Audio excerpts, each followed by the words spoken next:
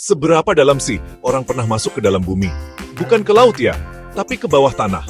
Ini dia kenyataan yang bikin pusing. Aku bahkan nggak bisa masuk 1% dari jalan itu. Mari kita mulai dengan rekornya. Lubang bor super dalam Kola di Rusia mencapai 12.266 meter, 7,6 mil. Itu cuma 0,2% dari jari-jari bumi. Batuan di kedalaman itu sangat panas dan plastis. Lubangnya mulai menutup sendiri dan alat-alatnya terus rusak. Suhunya mencapai sekitar 180 derajat Celcius.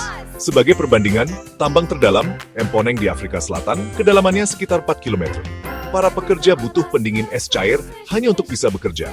Gua terdalam yang diketahui, Veryovkina di Georgia, kedalamannya sekitar 2,2 km. Jadi ya, tambang dan gua itu cuma sedikit menyentuh kerak bumi. Ngomong-ngomong soal kerak bumi, itu tipis banget. Di bawah benua rata-rata 35 km. Di bawah lautan, 7-10 km. Di bawah itu ada mantel, batuan panas yang mengalir lambat, sampai kedalaman 2.890 km. Lalu inti luar yang cair, lalu inti dalam yang padat di tengah planet, 6.371 km ke bawah. Jadi, kenapa aku nggak bisa ngebor sampai ke mantel? Panasnya naik cepat, puluhan derajat Celcius per kilometer di dekat permukaan. Tekanannya melonjak tinggi, batuan merayap dan meremas lubang sampai tertutup. Cairan menyembur keluar. Dan mata bor cepat aus seperti ujung pensil di parutan keju. Kita sudah coba. Proyek Mohole bertujuan untuk menembus kerak samudra, jarak lebih pendek, tapi uangnya habis.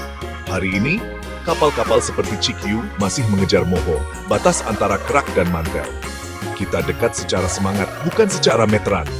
Jadi, bagaimana aku tahu apa yang ada di bawah sana? Bumi itu sendiri yang memberitahuku. Gempa bumi mengirimkan gelombang seismik yang memblok dan memantul melalui lapisan-lapisan. Gelombang itu mengungkapkan di mana batuan berubah dari rapuh menjadi lengket, atau dari cair menjadi padat.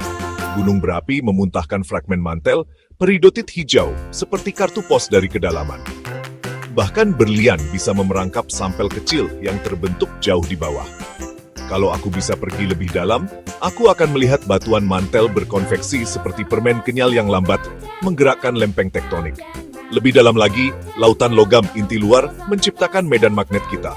Dan di jantungnya, inti dalam yang mengkristal mungkin berputar dengan ritme sendiri. Apakah aku akan pernah mengunjunginya? Mungkin tidak. Tapi teknologi baru, pengeboran plasma, pengeboran kriogenik, borbot robotik, dan panas bumi super dalam, mungkin bisa mendorong batasnya. Sampai saat itu, kedalaman bumi tetap menjadi dunia paling asing, tepat di bawah kakiku. Dan misteri itu membuatku penasaran.